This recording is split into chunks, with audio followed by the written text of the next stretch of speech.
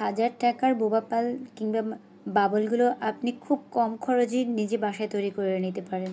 সেই জন্য প্রথমে প্রয়োজন সাবুদানা। সাবুদানা গুঁড়াও কিনতে পাওয়া যায়। আমার বাসায় 1 কাপের মতো সাবুদানা ছিল, সেটা আমি গুঁড়া করে নিলাম। দরকার হলে আপনারা শিলপাটায় গুঁড়া করে নিতে পারেন।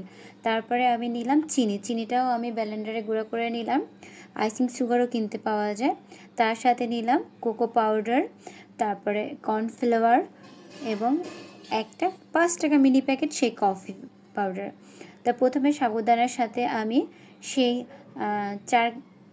1 কাপে 4 ভাগের 1 ভাগ চিনি গুঁড়ো নিলাম। এখানে মিষ্টিটা যে যেটা পছন্দ করেন সে সেভাবে দিতে পারেন। তার সাথে নিলাম 2 চামচ কর্নফ্লাওয়ার, 2 চামচ কোকো পাউডার। বোবা পালগুলো খুবই জনপ্রিয় হয়েছে ড্রিঙ্কসের সাথে। মিল্ক শেক বলুন কিংবা ম্যাঙ্গো জুস বলুন কিংবা অরেঞ্জ জুস বলুন, সবটার সাথে বোবা পালটা খেতে সত্যি খুবই ভালো লাগে। আর অনলাইন মাধ্যমে বাবল হয়তো কিনতে পাওয়া যায়, বড় বড় শপিং মলও কিনতে পাওয়া যায়, কিন্তু অনেক টাকা লাগে। সে তুলনায় বাসায় খুব কম খরচে আপনি তৈরি করে নিতে পারেন কম সময়ে। এরপরে কি দিলাম, উষ্ণ গরম জল পরিমাণ মতো অল্প অল্প দিতে হবে, কারণ এই ডোটা ততটা নরম হবে না, একটু শক্ত শক্ত হবে। দেখুন আমার ডোটা তৈরি হয়ে গেল।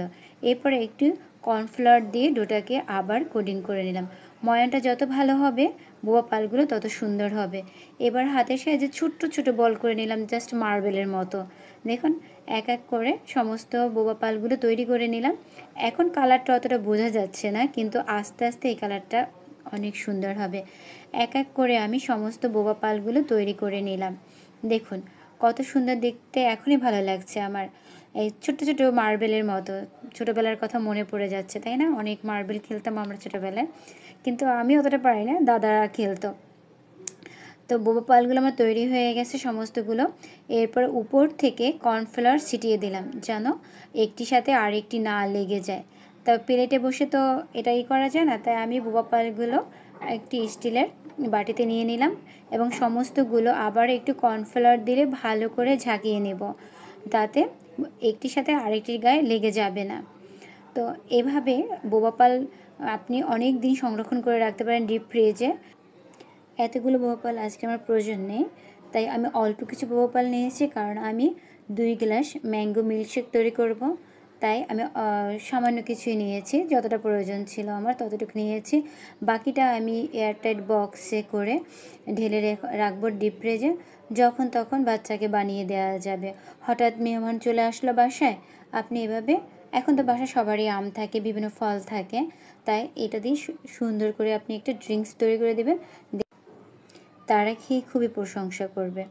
আমার বোবা পালগুলো সিদ্ধ হতে আছে, দেখুন সিদ্ধ হচ্ছে, আর এটা কিন্তু প্রথমে ভেসে উঠবে এবং সিদ্ধ হওয়ার সাথে সাথে বোবা পালের কালারও কিন্তু পরিবর্তন হয়ে যাবে। আস্তে আস্তে এটা আরও ঘন হয়ে আসবে।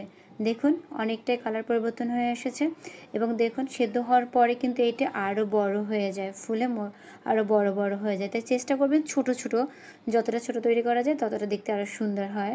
কিন্তু আমি আজকে প্রথম বানালাম তো, তাই বুঝতে পারিনি, একটু বড় বড়ই লাগছে। তো আমার সমস্ত বোবা পালগুলো সেদ্ধ হয়ে গেল, তুলে রাখলাম আমি। এবার আমি তো আপনাদের জন্য নতুন নতুন রেসিপি নিয়ে আসবো, তাই না? অবশ্যই তার জন্য আমার পাশে থাকতে হবে, আমাকে সাপোর্ট করতে হবে। আপনাদের ভালোবাসা নিয়েই তো নতুন ভিডিও করার সাহস পাই, উৎসাহ পাই।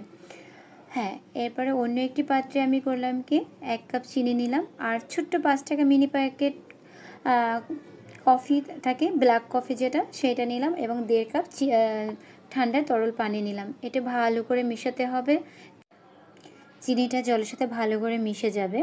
এরপর এটা মৃদু আঁচে জাল দিতে হবে এবং যতটা সময় এটা ঘন হয়ে আসবে, মানে বলক হয়ে আসবে, সেই পর্যন্ত অপেক্ষা করতে হবে। এই যে আমার সমস্ত কিছু মিশে এটা শিরায় পরিণত হয়ে আছে। এবারে সেই সেদ্ধ করে রাখা বোবা পালগুলো দিয়ে দেব এবং চুলার জাল লো মিডিয়ামে রেখে আস্তে আস্তে নাড়তে হবে। লক্ষ্য রাখতে হবে নিচ থেকে যেন লেগে না যায়।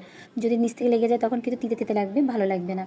তো বন্ধুরা, কী বলছিলাম তোমাদের সাথে, হ্যাঁ, যদি ইউটিউব চ্যানেল থেকে দেখে থাকো অবশ্যই সাবস্ক্রাইব করবে, আর যদি ফেসবুক পেজ থেকে দেখে থাকো অবশ্যই ফলো দিয়ে পাশে থাকবে। দেখো শিরাটা শুকিয়ে ঘন হয়ে এসেছে এবং বোবা পালগুলো কিন্তু আমার অলরেডি তৈরি হয়ে গেছে। দেখো কালারটা কত সুন্দর আসছে, কতই আমি দেখে এখনই তো খেতে ইচ্ছে করছে। তবে এমনি এমনিতে খেতে ভালো লাগে না, তো চলো তার জন্য ম্যাঙ্গো মিল্কশেক তৈরি করে নিই। তো আমি আর ব্লেন্ডারটা ধুই নাই, কারণ এটাতে চিনি গুঁড়াই করা ছিল।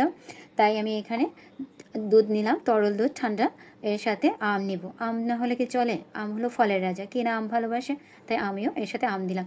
এখানে তোমরা ম্যাঙ্গো মিল্কশেক তৈরি করতে পারো, অরেঞ্জ মিল্কশেক তৈরি করতে পারো, যে কোনো ফল দিয়ে তুমি তৈরি করতে পারো। বোবা পালের সাথে সমস্ত ড্রিঙ্কসই ভালো লাগে। তো বাচ্চারা যেভাবে পছন্দ করে নিশ্চয়ই বড়রাও পছন্দ করে।